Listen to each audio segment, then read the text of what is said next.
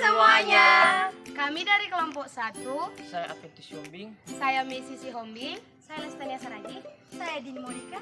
Kami akan menjelaskan materi kami tentang Ensiklik Fratelli Tutti bab 1, awan-awan gelap yang meliputi dunia. Selamat menyaksikan. Impian-impian yang hancur. Selama ini, tampak bahwa dunia telah belajar dari banyak peperangan dan kegagalan, dan perlahan-perlahan bergerak menuju berbagai bentuk integrasi. Misalnya, telah berkembang impian Eropa yang bersatu, yang mampu mengakui akar-akar kebersamaannya dan bersuka cita atas keberagaman yang ada di situ. Tapi sejarah saat ini sedang memperlihatkan tanda-tanda kemunduran. Konflik-konflik lama yang dianggap sudah dibatasi tersulut kembali dan membangkitkan kembali nasionalisme yang tertutup, penuh kemarahan, kekesalan, dan agresif.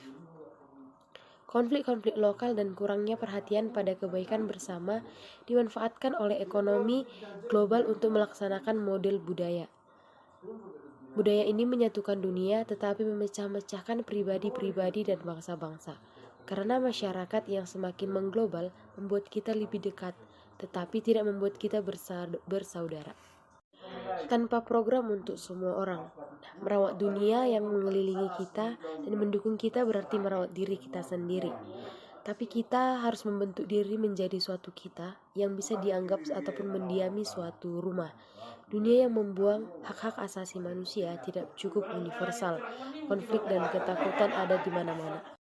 Globalisasi dan kemajuan tanpa peta jalan bersama.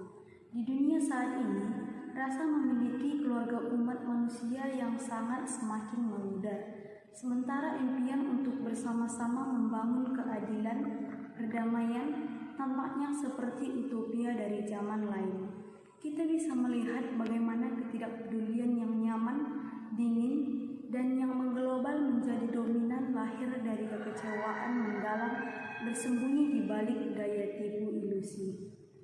Di dunia yang berjalan tanpa peta jalan bersama, ada suasana di mana jarak antara obsesi akan kesejahteraannya sendiri dan kebahagiaan bersama untuk seluruh umat manusia yang tampaknya melebar sampai menunjukkan bahwa sekarang sedang berlangsung perpecahan yang nyata antara individu dan komunikasi umat. Tiadanya martabat manusia di perbatasan. Baik beberapa rejim politik populis maupun pendekatan ekonomi liberal menyatakan bahwa kedatangan migran harus dicegah dengan segala cara. Migrasi akan menjadi unsur sangat penting di masa depan dunia.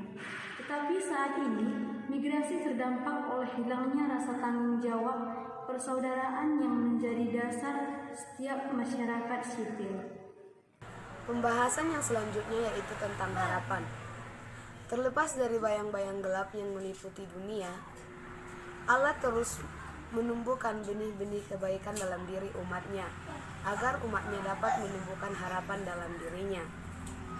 Pandemi baru-baru ini telah mengingatkan kita agar kita kembali dan menghargai banyak teman seperjalanan yang dalam situasi menakutkan ini telah bertindak dengan memberikan nyawa mereka. Contohnya pemerintah dan tenaga medis. Pembahasan yang selanjutnya yaitu ilusi komunikasi. Gerakan-gerakan digital pada zaman sekarang ini banyak menyebarkan kebencian dan penghancuran.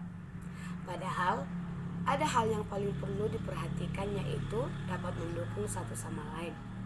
Media-media digital dapat berpengaruh buruk terhadap seseorang. Misalnya, kecenderungan, isolasi diri, dan kurang bersosialisasi dengan kehidupan nyata. Hal ini dapat menyebabkan seseorang dapat kurang berrelasi dengan sesama.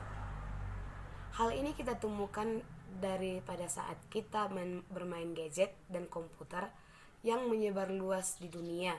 Hal ini menyebabkan kebebasan ilusi terjadi.